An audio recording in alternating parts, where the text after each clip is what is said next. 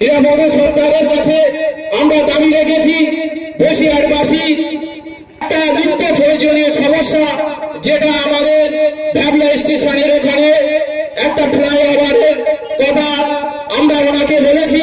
কারণ বসিরহাট রেলগেটের এখানে ফ্লাইওভারের জন্য প্রতি মুহূর্তের জন্য যানজটের খুব অসুবিধা হয়, সেই জন্য একটা ফ্লাইওভারের দাবি আমরা রেখেছি।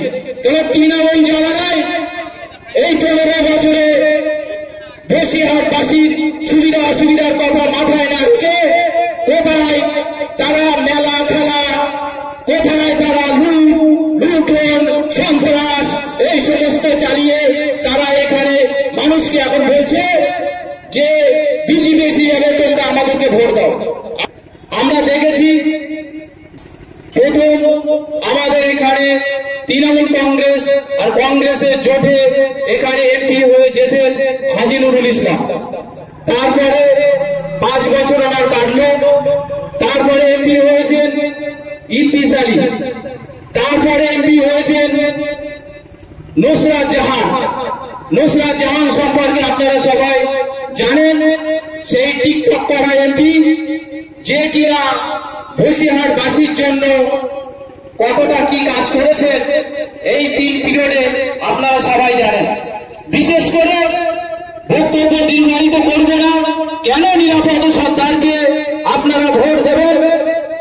বিগত দিন আমরা দেখেছি এই তৃণমূলের এমপিরা আমাদের বসিরহাটবাসীর জন্য, বসিরহাট মানুষের জন্য দাবি দাবি সুবিধা অসুবিধা, আমাদের এই মূল্যবান ভোট নিয়ে পার্লামেন্টে গিয়ে আমাদের অধিকারের কথা তিনি ওখানে গিয়ে বলে কতটুকু আমাদের জন্য উনি কাজ করেছেন সেটা আপনারা সবাই জানেন।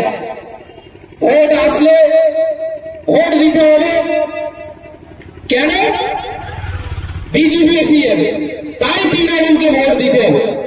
বিজেপি এসে যাবে, সেই জন্য তৃণমূলকে ভোট দিতে হবে। এই কথাটা সবসময়ের জন্য আমরা শুনে আসছি বা এখনো প্রচার করছে। আমাদের এখানে বসিরহাটের এমপি মুসলিম যতগুলো বিল ছিল,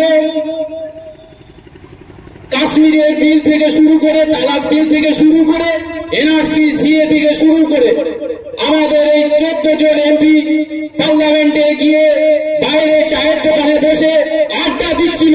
বসিরহাটবাসীর মানুষের কথা তারা মাথায় না রেখে পার্লামেন্টে গিয়ে তারা ভোট বিলাস করছিল। আর সেখানে গিয়ে বিজেপি হাতকে শক্ত করার জন্য তারা সেখানে গিয়ে বিজেপির সমর্থনে ভোট দিয়েছে।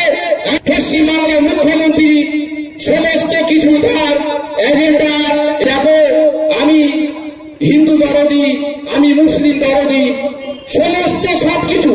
নরেন্দ্র মোদী এ বলছে আমাকে দেন, মমতা বন্দ্যোপাধ্যায় বলছে আমাকে দেন।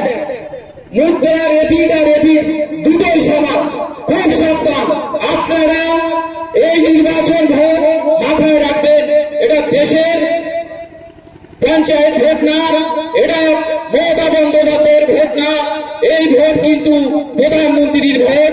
ইন্ডিয়া জোটে আপনারা যদি রাহুল গান্ধীর হাত শক্ত করেন, তাহলে বসিরহাট এই লোকসভা কেন্দ্রের কমরেড সিপিএম কংগ্রেসের জোটের প্রার্থী নিরাপদ সরকারকে আপনাদের ভোট দিতে হবে। নিরাপদ সরকারকে ভোট দিলে রাহুল গান্ধীর হাত শক্ত হবে। সেই জন্যে আমাদের বসিরহাটের এখন একমাত্র ভরসা নিরাপদ সরকার। নিরাপদ সরকার তিনি বসিরহাটবাসীর জন্য দাবি দাবি সুবিধা অসুবিধার কথা তিনি পার্লামেন্টে বলবেন, আমরা তার আশা ভরসা রাখি।